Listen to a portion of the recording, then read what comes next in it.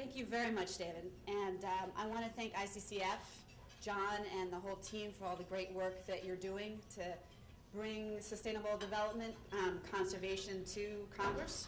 And I also want to thank all of you for your commitment to sustainability globally and the work that you're doing with your members to help us implement the types of things that we're going to talk about today.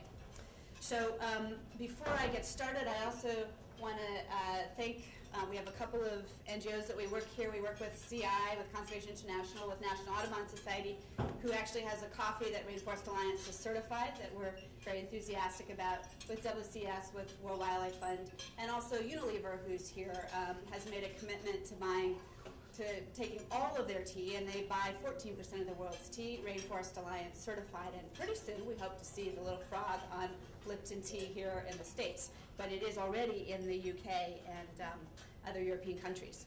So let me start, if I can get going here.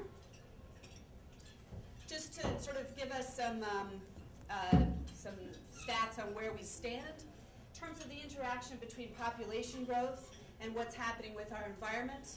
We have a significant number of people, 1.1 billion people living in the world's biodiversity hotspots. Population there is growing more than 3% a year. 50% of our land mass is occupied by forestry, agriculture, and livestock. That means that we need to figure out how to do those things in a sustainable way. Half of our forests have been cleared to date. 25% of the world's mammals and 11% of the bird species are at risk of extinction.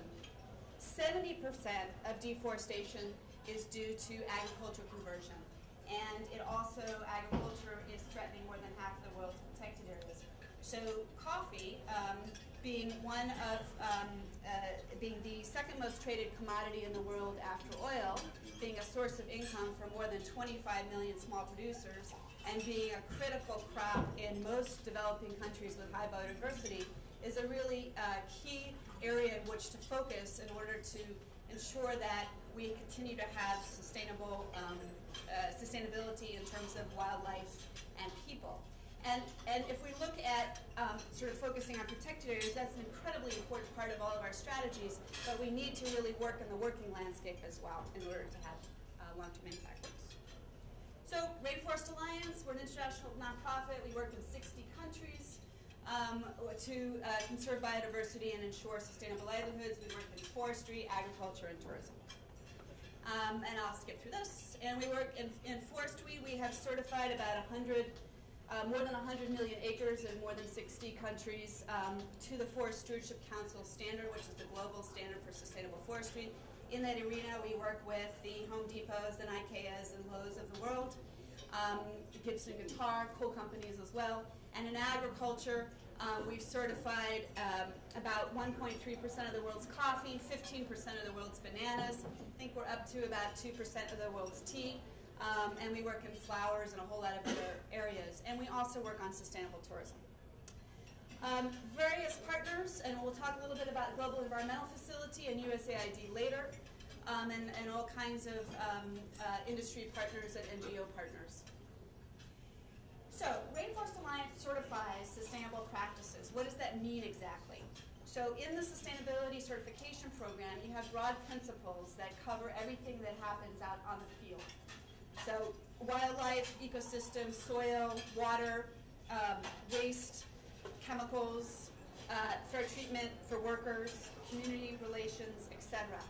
Under those broad principles, you have 200 criteria on how, more or less, on how you do sustainable coffee management, or sustainable forest management, or sustainable banana management.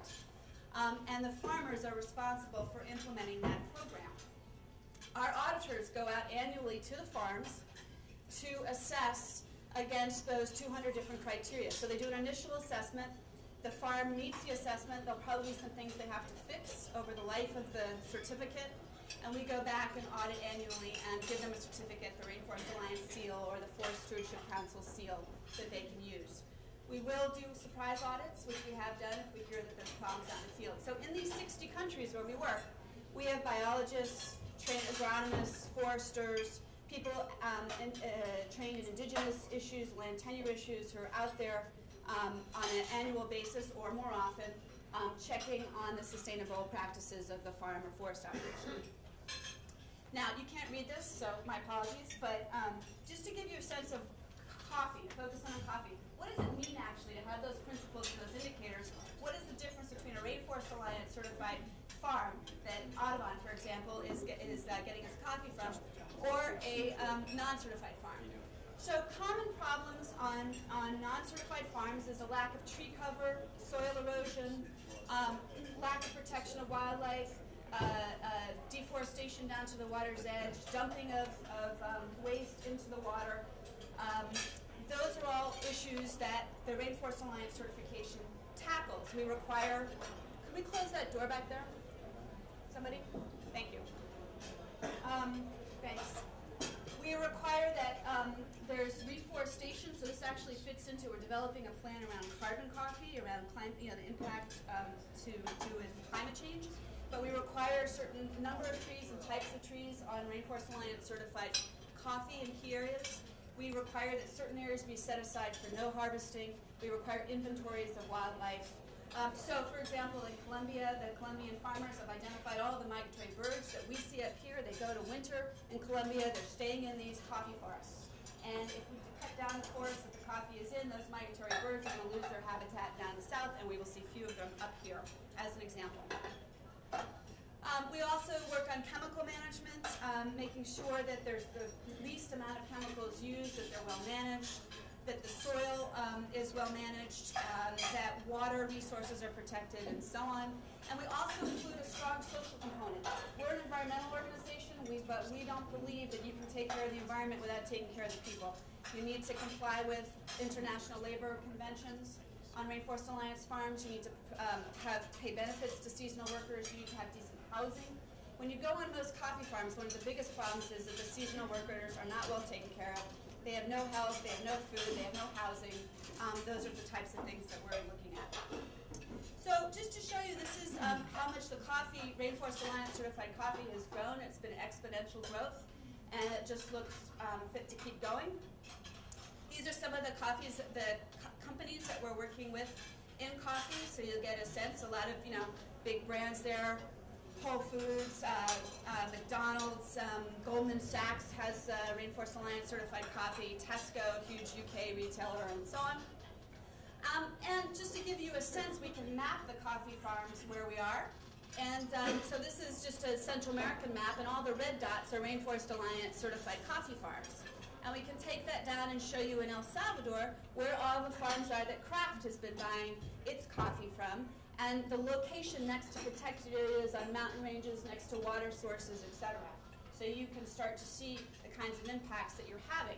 We also want to take this technology to get to a place where people can, consumers can actually get into and see pictures of the farms themselves, the direct farms, and what kind of environmental and social issues are going on there. So these are just examples of some of the wildlife that have been shot by cameras on Rainforest. We don't allow hunting. On Rainforest Alliance certified farms, a warbler in a coffee farm in El Salvador, that's a migratory bird, baboons in Ethiopia, squirrel monkey in Brazil, and a black-cheeked woodpecker on a banana farm, actually, in the Caribbean. Just wanted to show you some pictures of what it means to be certified versus uncertified. So this is full sun coffee, and this is coffee that's grown under the shade of the canopy. This is sort of how people are disposing of their waste on an uncertified farm. These are the types of water sources that we're working to protect uncertified farms. This is chemical storage before Rainforest Alliance certification, and that's chemical storage afterwards. This is something that you see very often, and kids, in all cultures, it's okay for kids to help the families out at harvest time and so on, but you want kids to be in school for the most part. You don't want them lugging around huge, heavy bags. You don't want them working on heavy machinery as a young child or exposed to chemicals as a young child. So those are the types of things that we look at as well.